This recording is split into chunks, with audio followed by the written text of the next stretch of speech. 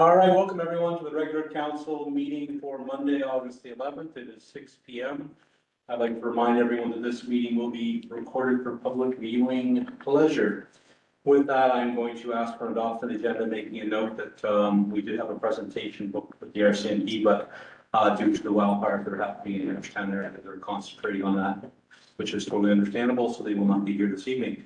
Do I have a motion to approve? So moved. By Deputy Mayor Blinas, seconded by Councillor Glenn. Questions to the motion? Seeing no questions to the motion, all in favor? Aye. Contrary minded, motion carried. With that, if there's any conflict of interest, the forms are up in the cabinet. Just fill that in and pass it into the clerk if you have conflict for anything on the agenda tonight. So with that, we'll move on to item 4.1, regular council meeting, adoption of the minutes from July the 14th, 2025. Do I have a mover for that? Moved by Councillor Glenn, seconded by Councillor Bannister. Questions to the motion? See no questions, all in favor? Aye. Contrary minded, motion carried. Moving on to item number 5, consent agenda items, which we're going to distribute in your council package. Do I have a motion to accept the consent agenda? Moved by Councillor Dolan, seconded by Deputy Mayor Blinas. Questions to the motion?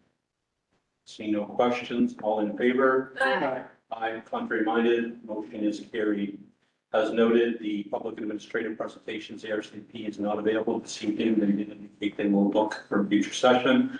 Moving on to item number 7, reports and recommendations from committees and private meetings.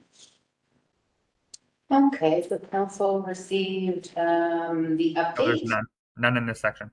That's next section. So number 8, so 8, reports from administration, 8.1, finances Q2 update. I'm just trying to speed it up for everybody. That's okay. Q2 financial update. As of June 31st, in the general operating budget, the service areas are as follows percentages in the annual budget. So income at 46.8%, general government services at 40.5%, protective services at 50.7%, transportation services at 40.1%, environmental health services at 52.9%, public health at 45%, environmental development services at 42.1%, recreation and cultural services at 46.3%, and fiscal services at 28.4%. And I'm just going to paste it, and there we go. Okay. As of this quarterly report, the following highlights. We are 30, and as of the 30th, we are 50% through the year, and then we're at 46.8% anticipated revenue and 43% of budgeted expenses.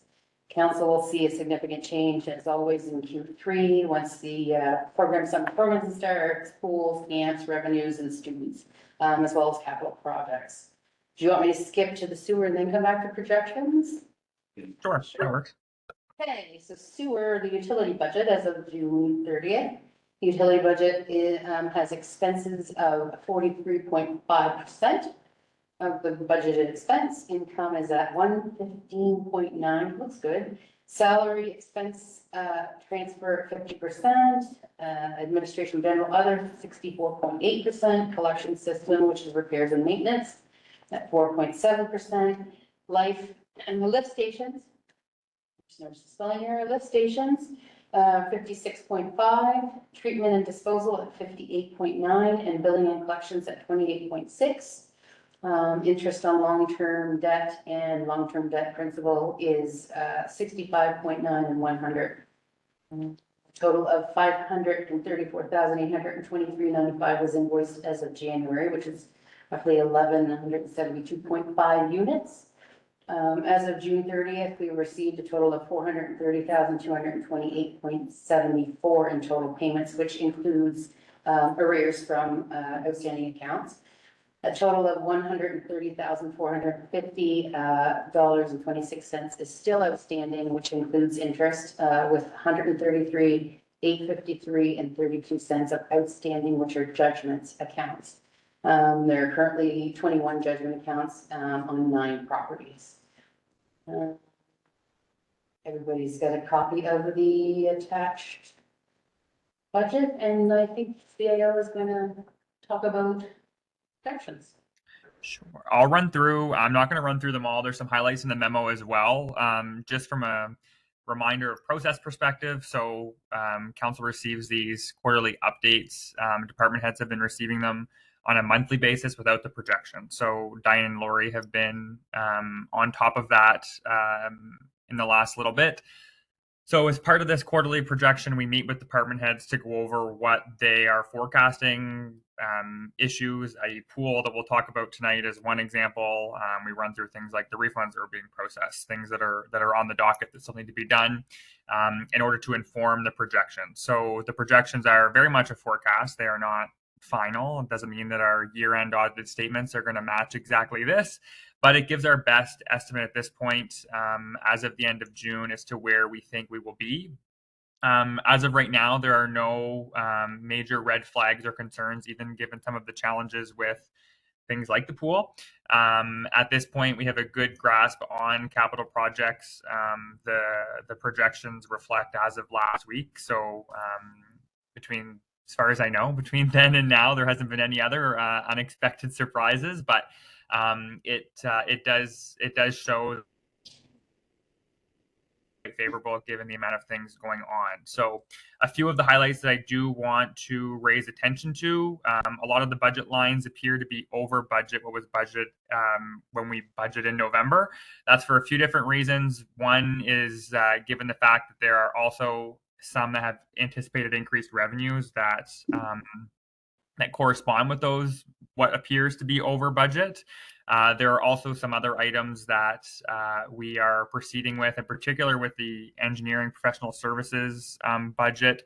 That two items there. One is the contract that council awarded at the last meeting, and another is a project that council is discussing in closed session. So if that doesn't proceed, then that projection will automatically be decreased as well. A good or a positive is building permit revenue. So that is a big one. So as of the end of June, 77,000 was received. We received the payments on a quarterly basis.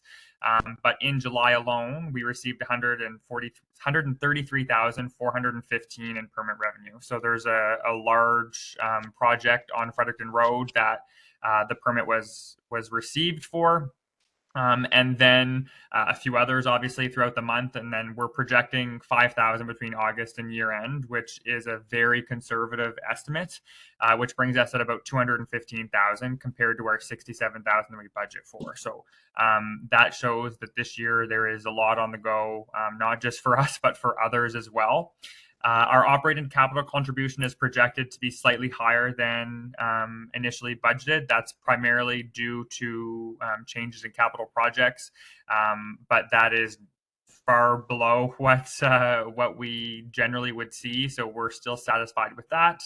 And then just a quick update as we look ahead to 2026. So still talking about 2025, but in budget mode for next year already. So as council knows, there's a lot of provincial changes or factors that will affect our budget for next year. So that includes the property tax freeze, that includes fiscal reform. We're talking about a little bit tonight. And that impacts the budget requests that we'll have and that we'll propose to council. So staff will finalize their request this week. Diane and I will start crunching some numbers and seeing what's possible, and then we'll propose different scenarios to council for direction before we come back in the fall for the formal budget presentation. But all of these projections are helping inform that as well. And staff have been given the clear direction that they need to take some of these factors that are beyond our control into account when they're pitching their budget requests for next year. So with that, there's no formal recommendation on the floor, but either Diane or I can answer any questions if there are any that council would like to dive into. I just like to yet again express my displeasure of people not paying their sewer bill in the municipality for which they are receiving a service. And I don't know what else we can do to encourage people to pay, but it's not working. But it's better, but it's still frustrating. Agreed. You should just have a recording. So every time we have a quarterly projections, you can just play the recording and say that every time. People are eloquent of what I'm saying right now. But although not ideal, that is one of the other bonuses of having a water system. You can shut the water off at the curb. It's easier easier to do the dig and curb expenses. So totally agree. I think it's something that we have to stay diligent on. So yeah. in the state we were years ago, but I think it's good to note that there was an improvement. Yeah. But Yeah. I agree, like, it's a service. Yeah. You have to pay for your services. It's really not an option. I think maybe another review session with some of them, like, send a message of shutting some off. Yeah.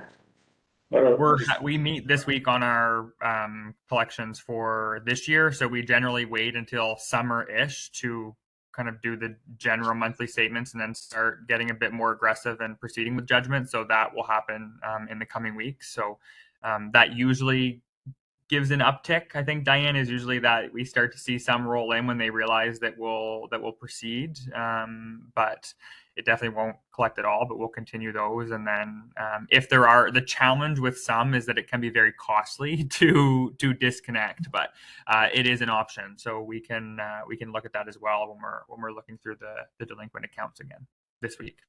I think you only have to do a couple. You don't have to dig up a couple every. Well, Yeah. and they should charge for Yeah. that, whatever the cost is. Full value, it should well, be charged back to that Right. individual. Yeah, Set an example. yeah. you make do. a few examples. Okay, so we'll expect an update on that, so after you've had that review. A question on that, how do we get to 115% of income? Because we're I getting, didn't. Oh, sorry, I didn't hear. we're getting more than what we had budgeted, right? Why? Because we recovered some? Yes. I was gonna say, there is a couple of that are paying their sewers down and paying this, like. I want to say I know you can't it. say it. I was gonna say, there are some that are paying, some of that have made their agreements and are paying down their judgments, they still owe, so they're still on that list. And I will point out that that list is exactly the same as it was last quarter, so it's not like we're getting more not paying, it's the same core of people. So that court, are the bulk of them do have some sort of arrangement that they are paying it down, or is there some that have? Of this core, there's a couple, but there's a few that have Got nothing? been paid since Good. I came. Those are the perfect ones to make an. But those are also sometimes the ones that are Most difficult. most difficult, if not completely difficult to disconnect. Like, it's gonna be a hard one to do. And how often do we send out the late payment reminders?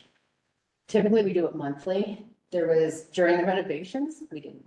We've missed a couple months, but they'll start back in. They've had a few, and then we didn't do it every month. I think it was every other month or something like that, but, as, the CAO mentioned, we're getting back on track now that we're in our offices and trying to get stuff cleaned up, and the next bunches will be the letters. Actually, not necessarily just a invoice, it'll be the actual letters stating that you're so many past due and please make arrangements, or Well, I think just even having final notice, the date and time, the excavator showing up to disconnect. it's a little more difficult, yes. If, But yeah, like if you get a bill in January and you're not, I forget.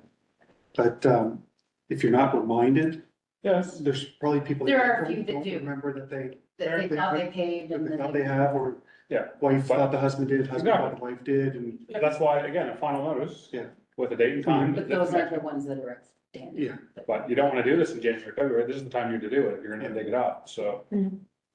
There's a process in our bylaw for that. Like we have to issue standard notices first, then we issue registered mail notice, then we have to serve them, then we have to allow time for them to dispute being served. Like there's a process there, but a few notices down the road, it does include saying on XYZ, we will proceed with disconnection.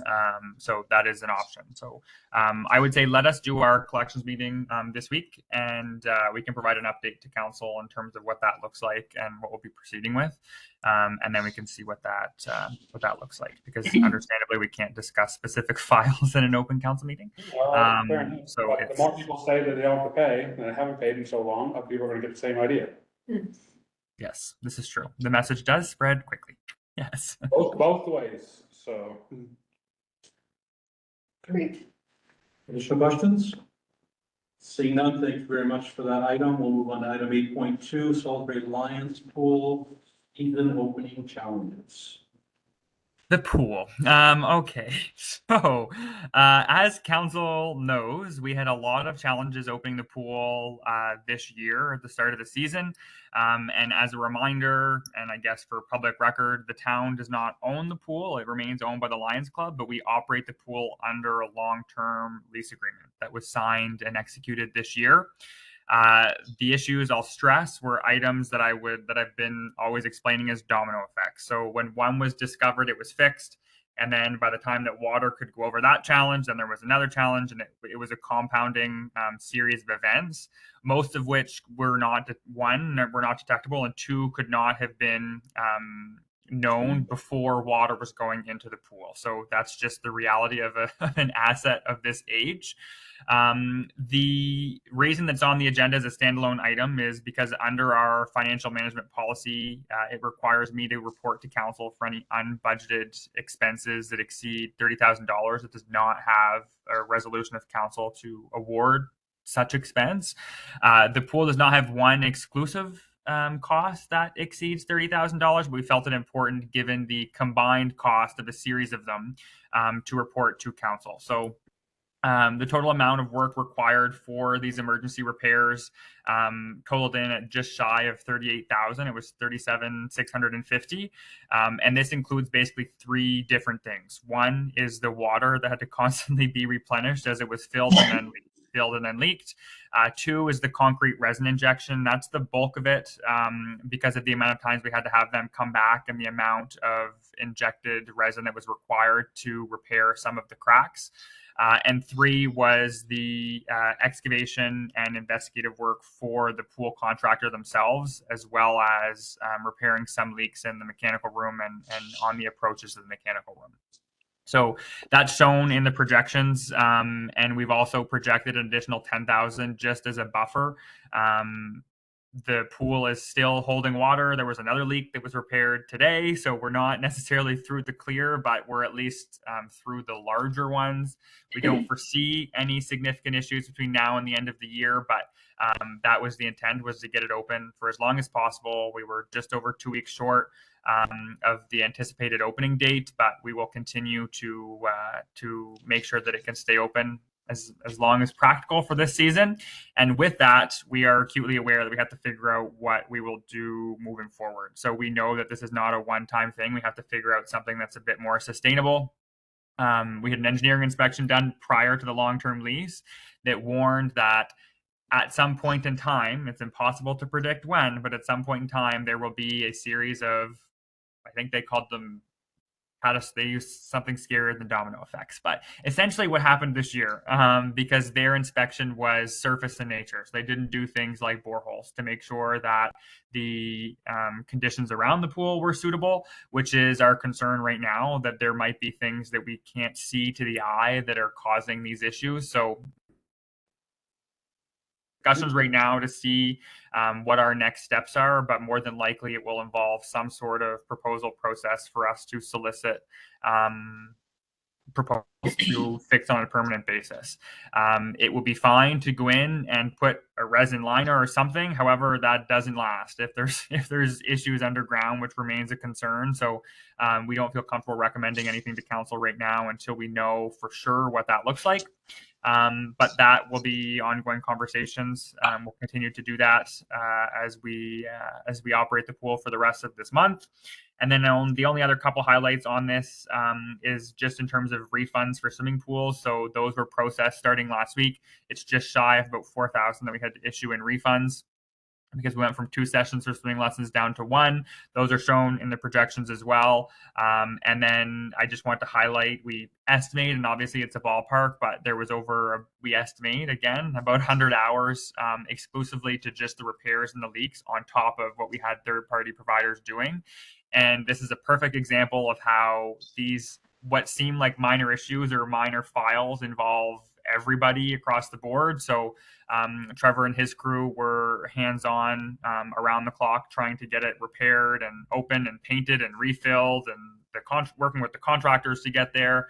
Massimo and his crew were constantly changing swimming lesson schedules on a whim as we anticipated hopeful opening dates. And then Diane and her crew last week processed the refund. So it really did affect everybody, and we appreciate everybody's patience as we went through the challenges. But some additional context for you.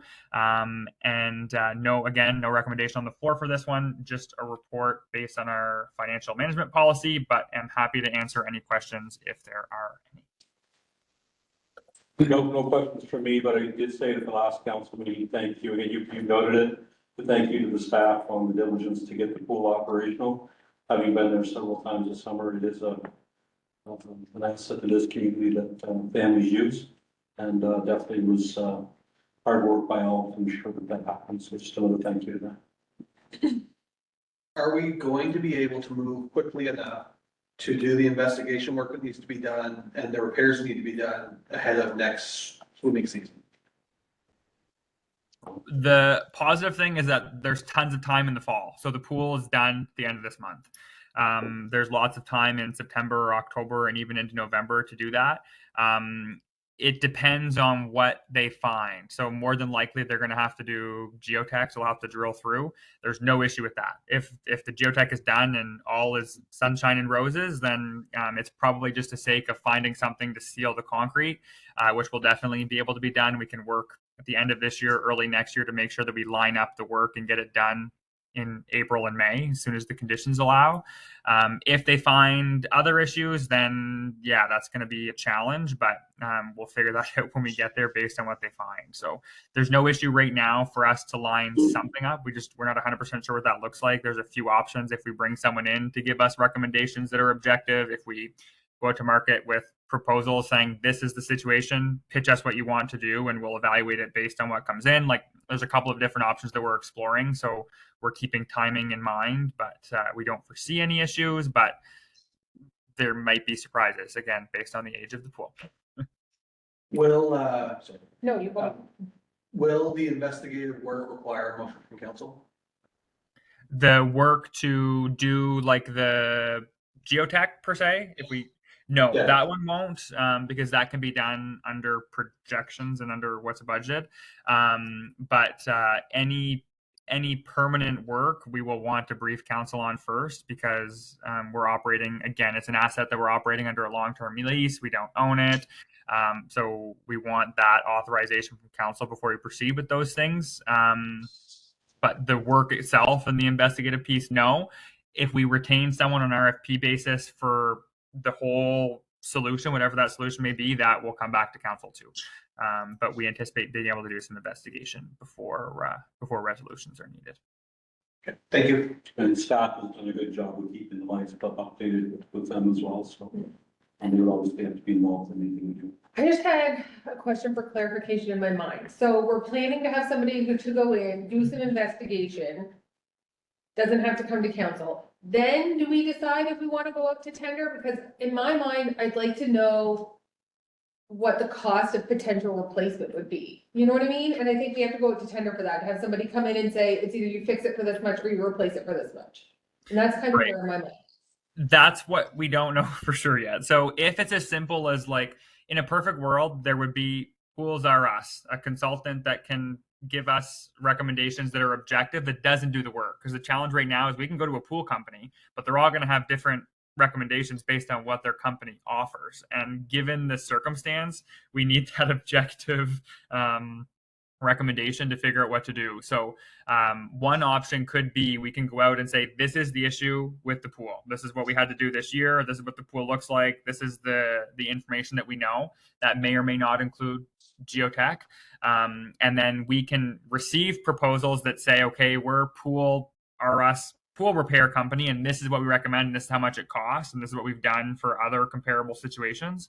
And then that would come to council before we did anything. But if we were just going to go, and if we had someone that could give us that objective insight, we can do the geotech, and because the geotech is just confirming if there's underground issues that then it involves more than just a pool repair company coming in with repairs. That's the main piece. So if that were to be the case, there would be lots of conversations before we even went to tender, because it becomes a significant capital investment. But we're hoping that we can use some sort of geotech investigation to inform some sort of proposal for repairs. We don't know exactly what that will entail yet. So Okay. No capital work will be done until we know what we're faced with. It's just that geotech, we think, is probably a necessity, just because we don't even want to recommend work until we know if there's issues under the concrete. So that's not in the grand scheme of fixing the pool. That's not us. So that's why we think we can do that before coming with actual solutions. Additional questions?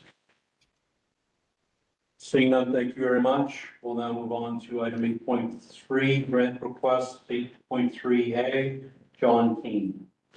So we received a request, grant request from John Kane, from the online application. The purpose of the funding is to help build a ramp at his home for his son, who has cerebral palsy and uses a wheelchair. And of course, under the town grants policy, requests that exceed 250 require approval from council. So just an update to date, this fiscal year, 46,400 has been committed and or dispersed under the grant policy, leaving 3,600 remaining of the 50,000 budgeted for 2025. So at this time, staff has got a recommendation to not approve a grant, but possibly give Mr. Kane some ideas of other local organizations who may be better to offer the assistance. That council can decide whether they wish to proceed or if they want to give a grant. Or have any questions?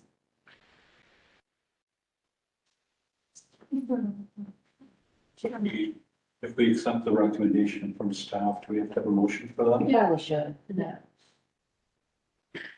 I move that council not approve a grant at this time. It's moved by Councillor Glenn, seconded by Councillor Thorne. Questions on the motion? I'm just wondering if we've received similar requests in the past and what would come from. I can recall having a couple of them years ago. And same thing, it was for a wheelchair accessibility for someone. And again, we suggested some different organizations, and one of the organizations did go and help them. I'm not sure how much they spent, or if they did the whole thing, or if they did a portion, or if they just did the work. I just know that one of the organizations went and did it for this person. But that's kind of why we suggested maybe reaching out to a couple of the different associations that might do that sort of thing. Okay. Yeah. Oh, goodness, sorry. German today. If I would have got this request at the same time as other ones we've approved, I would have approved this over some other ones. I'm just being 100% honest. Some that have come in to me were, I know we've approved them and with good reason. It's really hard to get funding for things sometimes. It's not as easy as always just going out and getting it. We do support lots of recreation groups and things like that. And this, to me, is the only avenue someone could request these funds versus going through FAR and those other programs we have. So I would like to support it. Maybe not in excess of 12,000, be a little bit, leave us a little bit of room, but I think it's something I would want to support. Okay, the motion on the floor is to not accept the request and pass on information to the individuals with their additional questions. Seeing no additional questions, all in favor? Aye. Contrary minded? So noted. Motion carried. Moving on to item 8.3B, Eagles Soccer Club. So this request also came through the grant online application, and the Purpose for the funding request was to help support the soccer club with the expansion of the U9 group, which is additional costs of 3.5K for balls and equipment. Again, under the policy, requests that exceed $250 require council's approval. I guess I should have went back, that they're requesting an amount of $1,000. And again, 46.4 has been spent to date or is committed to be spent, which leaves 3,600 in remaining budget. When speaking to the Director of Recreation and Wellness, who offered to join if you do have any questions, and the CAO, we were discussing some other budget stuff, and he informed us that due to increased costs of the maintenance of the soccer field this year, he will be increasing or asking to increase the budget for the soccer next year. The town has exceeded its level of service as per the agreement in the soccer field this year. Although there's a little bit remaining in the budget due to, I believe there was something that they couldn't finish this year, they'll be doing it next year. But there's $500 that he's suggesting that we could possibly, or council could possibly give them the 500 of the remaining soccer budget of 2025 towards the Eagle Soccer Club if they should choose.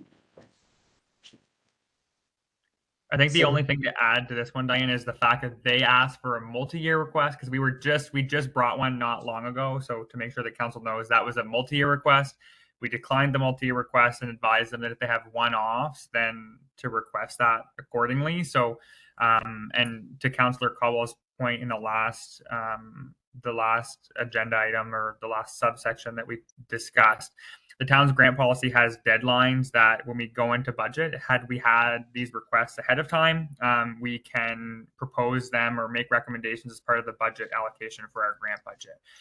Anything that's not requested before, I think depends, multi-year or single year, is subject to its first come, first serve, the discretion of council based on the funds that remain. So both the last and this example are both ones that were submitted long post budget deliberations. But the other piece again is that clarity that this is separate to the multi-year request that was submitted as part of last year's budget deliberations.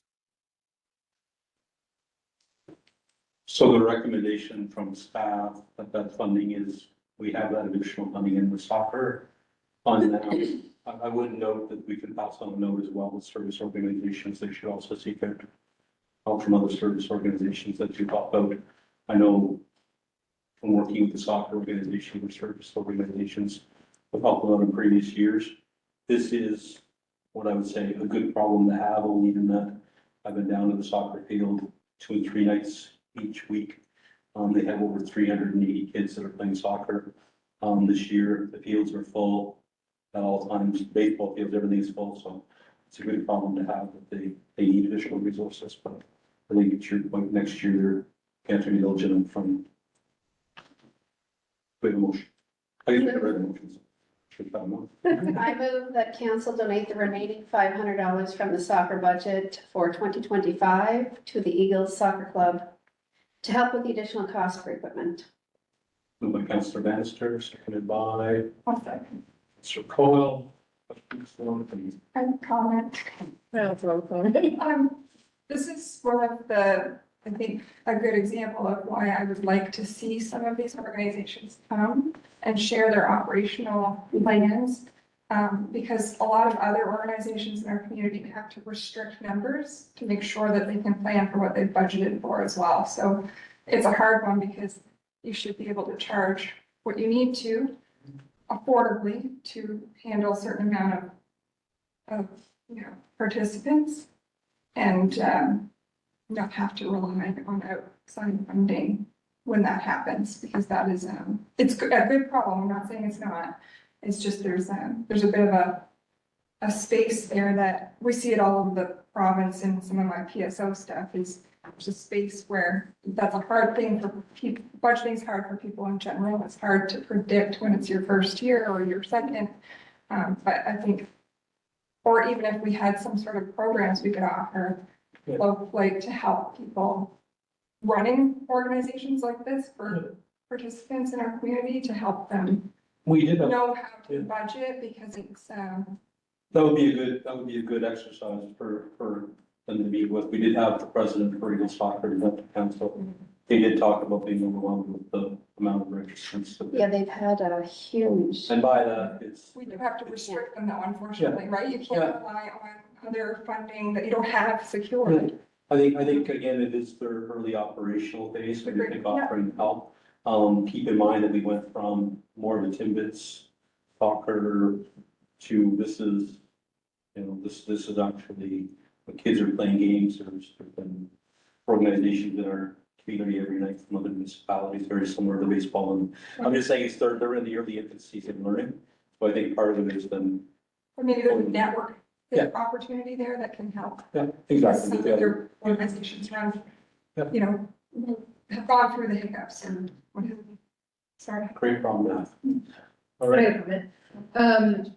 I just struggle with this simply because we're still only August, and this is based on, like, we have $500 based on projections for a soccer field that needs to be maintained until October, right? Because the school uses it as well. So I just struggle when we're saying, let's just take it because we think we're gonna have a surplus when it's not coming out of the grant money.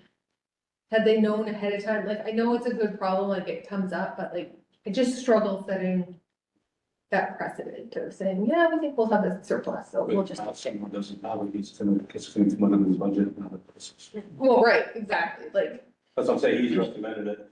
If the Yeah. funding is not there, he's gonna have to. But isn't soccer done in like 2 or 3 weeks? Then the school, the school Yeah. soccer. Yeah, but Eagle soccer will be done in 2 or 3 weeks. Yeah, it will be, you're correct, and then we go to our normal reciprocal or regional retaining wall. That's what I was going to say is under our reciprocal, we have like certain responsibilities. So we budget accordingly for that, i.e. fertilizing. So fertilizing is done. We did our share. We split it with the district, like that. We have those arrangements. So it's not a gazillion dollars. So really the main anticipated expense that we have left was additional paint, which was ordered and was received. So they don't foresee any others carry them through the season. The school also does some in the fall as well.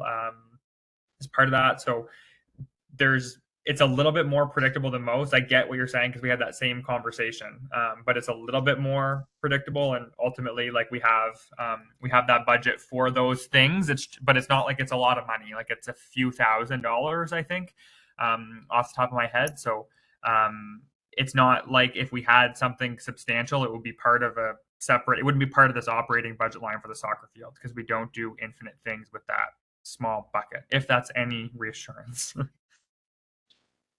I just think to Sarah's one, they gotta kind of get their ducks in a row for the year, not just It's a learning curve. ad hoc.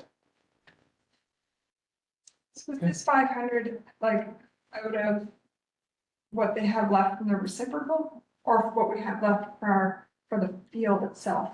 What we have left in our operating budget for the field based on our obligations under the reciprocal with the district, essentially. So we maintain a certain budget line for fertilizing, for paint, that's basically it, fertilizing and paint. We have a separate reciprocal, the soccer? Yes. What about watering? What? No, let's not go there tonight. I know they're starting soccer tonight for high school, so it's a month earlier than probably before. I know it's peanuts, so like, I'm fine with it, but like. Well, I think the council, Still- it's a learning curve, they're started in the organization, we'll grow and improve on. In the end, we asked the community to take programs or ask them to help us. We started them and fostered that. We should figure out a way to help them with the operating budget. Like new boards, like Yeah, all like the we're, financial, the governance, all that stuff. They need all that. yes. Then give them the funds, just tell them next time be a little bit more upfront with things in the beginning of the year rather than. But I don't think that there was anything that they weren't intentionally. Oh, I'm not saying. It's things that they don't know that they need to pay for. I think it's being proactive and trying to get their equipment upgraded, because that's success. It sounds to me it's a very small oversight of we took too many kids than we had equipment for. That's all it is, right? And that's what Maybe. nobody doesn't want. I guess That's what it said in the note, right? They took more kids. Yeah, but it could still be that they went through a lot more balls that they didn't. I was gonna say, when I was out at the field, they had a lot of flat balls. Yeah, Yeah. I think So- part of it is the wear and tear. The And wear and tear. Due to volume of kids. it's again, I'll go back to our baseball and service, Council Cole's point. We previously ran this under the village's operation in the town. We, having an association running things is definitely the way to go. So the economic impacts on the community that they're doing. So I have a question, just, Yeah. if we were declining this, would they be able to apply through FAR for that equipment? Not the soccer club. So the participants can for registration or cost, but not the soccer club itself. Just want a clarification on that, thank you, If each kid gets involved. thank you. No, we want FAR to be directly for the individual, that's Yeah. because they don't have an I think association. No, but if each kid needed a ball as part of their, Yeah, additional questions? Seeing none, all in favor? Very minded, motion carried. We got 8.4 fiscal reform regulations input letter. So on July 24th, the province issued 2 draft regulations under the Community Funding Act. So these are the regulations that we know as fiscal reform or financial reform as part of local governance reform, which is the final stage of the reforms that began in 22, 21, whenever that was. It feels like a century ago, but that final stage that municipalities have been lobbying and awaiting for. The regulations are online. They're linked in council's memo. And the premise of them is that to save you the reading and doing the algebra math, they are quite complicated. Based on our initial review, so there's 2 streams. One is capital and one is for equalization. Based on our initial review, under the equalization stream, it does not appear as though the town will receive any funding. There's a few reasons for that, mainly that they take an equity approach to it, essentially. So they look at tax room. So they look at everything from median income, tax base, operating budget, the warrant, a whole bunch of different variables, and determine who needs essentially equalization funding to bring everyone to a level playing field. It's still subject to provincial confirmation. There's a number of factors that we were guessing on based on the data that we needed to make the calculations, but that's our initial review. And the other piece in the capital funding one is, while the formulas are much less complicated, you need the net capital asset value for municipalities, which is not something that the province currently reports on in their, if they did report on it, it would be on the report on the annual report on municipal statistics. So more than likely, this is going to become something that's in this report in order for municipalities to budget accordingly. But without that, there is no way of knowing how much the municipality will get unless they comb through every 70 plus audited financial statements of every municipality to do that formula. So all that to say, they're complicated. They are released. The province anticipates presenting them at both AMAMB, which is the Administrators Association conference in September, and UMMB, which is the Union of Municipalities in New Brunswick and St. John, in October. That will be expected to give more tangible numbers, saying Salisbury will receive X, Y, Z. But until then, it is a little bit of a guessing game. We tried to do some of the math, but it's not quite worth the calculations, knowing that a lot of them are still guesses at this point. So we are recommending a submission to the province on the regulations nonetheless, just to make sure that we raise some of these points. But it's quite broad in nature, given the complicated nature of the formulas. So with that, there's a draft letter, a motion on the floor, and we can answer any questions the council may have. I'll move that council forward the input as drafted for the Capital Renewal Fund regulation and fiscal capacity fund regulations under the Community Funding Act as part of fiscal reform. So moved by Councilor Dykstra, seconded by Councilor Thorne. So, question, does that mean that the high tax areas are going to get more equalization, i.e. these cities? Not necessarily, because it looks at a number of different factors, not just tax rate. So it looks at things like, so they grouped every municipality within series of different groups based on services offered. So that can be first compared as apples to apples as it can be. And then beyond that, there's a number of different factors. They look at tax base, look at residential tax base. They look at tax room. So based on where their rate is at compared to the others, it's not just flat rate. There's even formulas to take out things like what they pay to offset or what they get in revenue for their utilities. Like those are deducted. There's a number of different things to make sure that they're comparable. But in our groupings that we're with for offering comparable services, and this was predicted beforehand, we have what they would call tax room. So our tax rate is significantly lower than many comparable municipalities with comparable tax bases with comparable services. So those that have higher tax rates, that have limited ability and flexibility to offer the same services that we have without increasing their tax rate more and more and more, are the ones that are going to get equalization. So there's basically, think of it as there's a line in the middle between municipalities like us and municipalities in the same grouping that have same services but a much higher rate.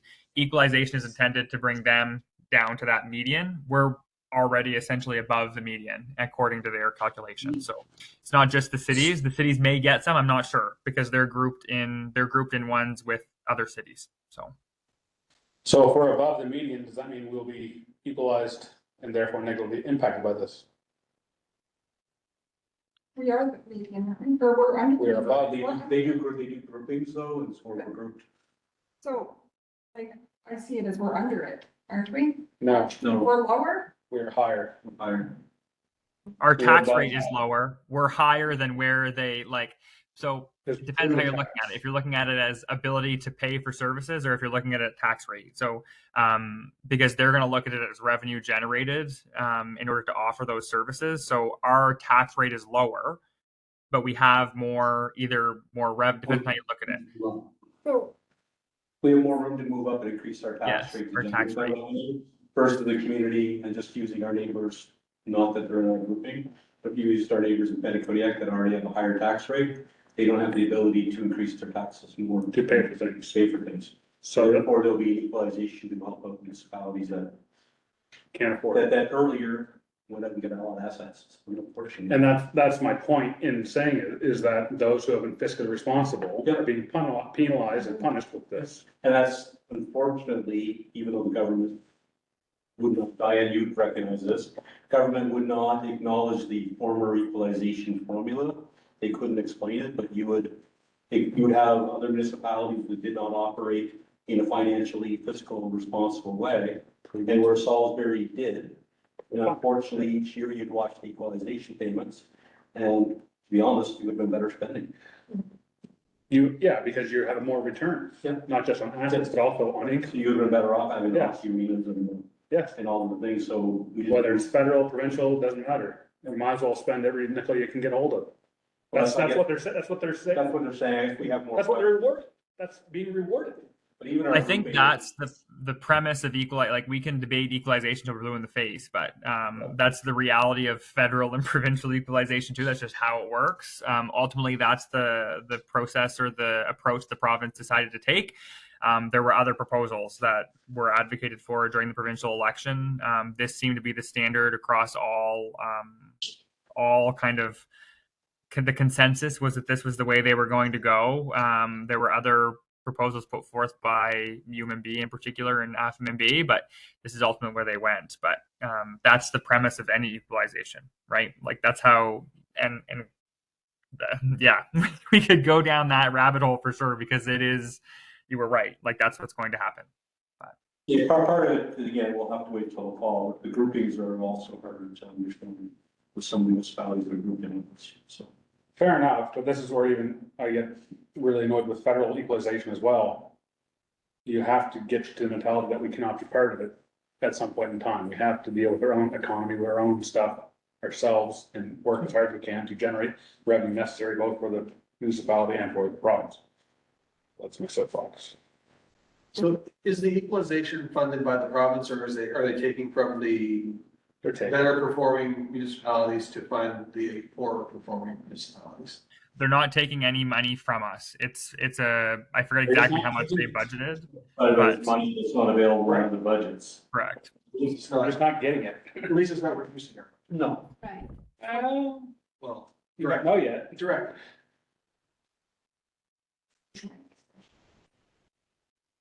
Any additional questions? Seeing none, we got a motion on the floor to accept the referral letter. All in favor? Aye. Contrary minded, motion carried. Moving on to item number 9, bylaws. We have nothing this evening to go through. Moving on to item number 10, closed session. We have several items in closed session. We have Land 68-1D, Local Governance Act, Contractual 68-1C, Local Governance Act, Land 68-1D, Local Governance Act, Land 68-1D, Local Governance Act, Land 68-1D, Local Governance Act, Financial 68-1C, Local Governance Act, Confidential GNB 68-1E, Local Governance Act, and Personnel 68-1J, Local Governance Act. With that, do I have a motion to adjourn to close? Moved by Councillor Glant, seconded by Councillor Bannister. Questions to the motion? Seeing none, we will enter into close. All in favor? Aye. Reminded, we are now in closed.